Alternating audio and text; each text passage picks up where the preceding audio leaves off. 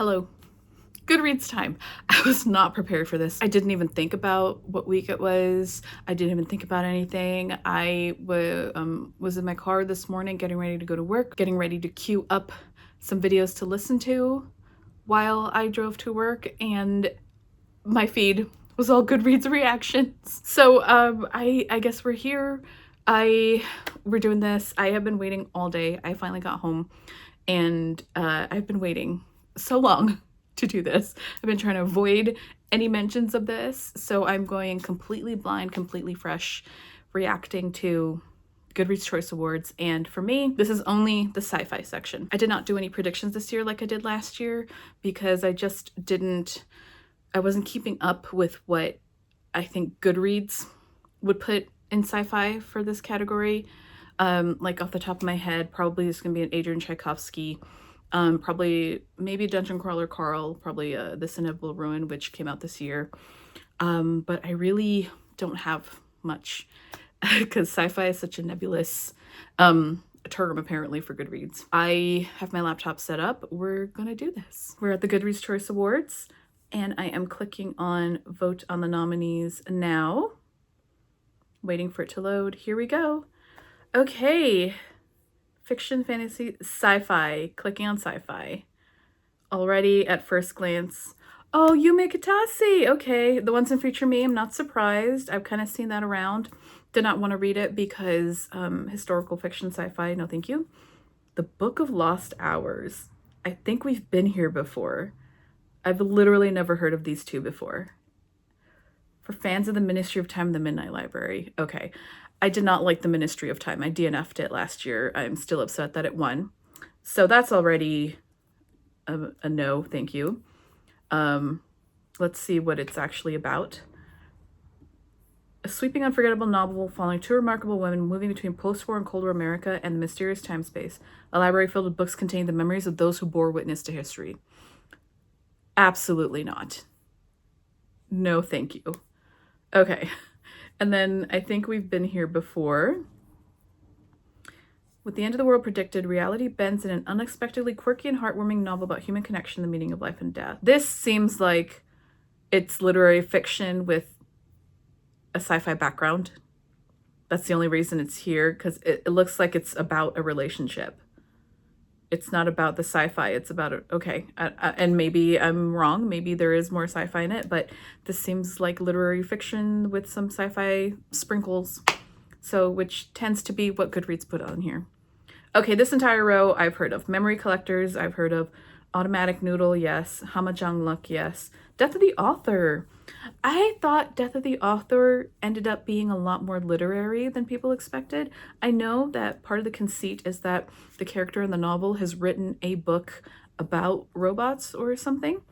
So I can see that, but I thought that when I heard a lot of reviews that said this is way more about the literary character work of the main character versus actually being any kind of like sci-fi. The sci-fi is the story she's written. So not surprised it's here. Okay.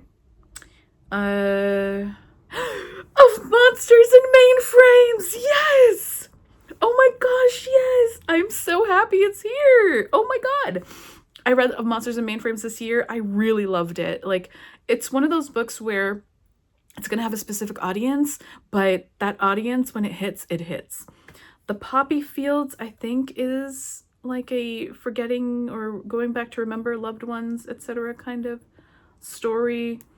Allows those suffering from the heartache of loss to sleep through their pain and keep on sleeping. When you awake, they'll be finally healed from slumber. Okay, yeah. I remember seeing that one, but I wasn't interested. Local Heavens. I saw a little bit of buzz for this, but it is a Gatsby retelling, and I fucking hate The Great Gatsby. So, like, one of my favorite authors, Nevo, I could not get through her Gatsby book. I love her writing, and I'm sure if I hated Gatsby a little less, I could have enjoyed her book, but I fucking hate The Great Gatsby, so if I couldn't get through Nevo's telling of it, I cannot do anything else. It's an absolute massive anti-buzzword for me. So I was aware of this, and I'm happy to see it here, but no. And then John Scalzi. Here's our Scalzi. Okay. The Merge. Okay, I'm not surprised that this is here.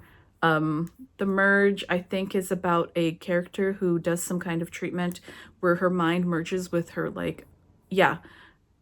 A woman has Alzheimer's and her daughter, and then they like merge their minds. And oh man, Alzheimer's is tricky for me. I do not want I cannot deal with stories that have to do with Alzheimer's. So these memories do not belong to us. I was aware of this. Again, I think this also has to do with memory. I wasn't super interested in that one. The Compound I really liked. Wouldn't call it sci-fi. I'm sure it takes place in a vaguely dystopian future maybe, but the actual what the story is doing is not sci-fi whatsoever. But I liked it, so there. The Shattering Piece, I think that's the second Scalzi. I think that is part of his Old Man's War series, so that's probably a new one. Here's your Tchaikovsky, so they went with Shroud. Okay. Luminous and the Dream Hotel. Yes, I'm not surprised that either of these are here. I think if I would have done predictions, I would have absolutely put these two here. And then Dissolution by Nicholas Benji. Wow, okay, so I don't know what to say. I think this sucks. I think it sucks. Yeah. I'm voting for Of Monsters and Mainframes because I loved it. Wow. Yeah. I just like, there are arguments to be made for what sci-fi as a genre can encompass, and sure, but also like Goodreads never seems to give any much of a shit about, like, not a single, okay, maybe like two of these are spacey. I think Shroud takes place in space, and The Shattering Piece probably is spacey, and Of Monsters and Mainframes. But like everything else is just character work with but it takes place in a sci-fi backdrop, like so many dystopian futures and stuff like that. So yeah, I just, wow, that is, okay, so there's 5 books about memory here. Very interesting. Yeah, okay. So, I'm not as disappointed as I thought it would be, but I'm disappointed because I expected this. That's that. Very not surprised by any of it at all. I am going to do my predictions for what the top 10 and then eventually the winner is going to be for sci-fi. And then we will react to the winners when that happens. But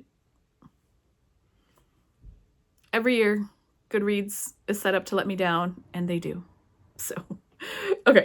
Tell me what you think out of all the top 20. What have you read? What did you like? What do you think is going to win?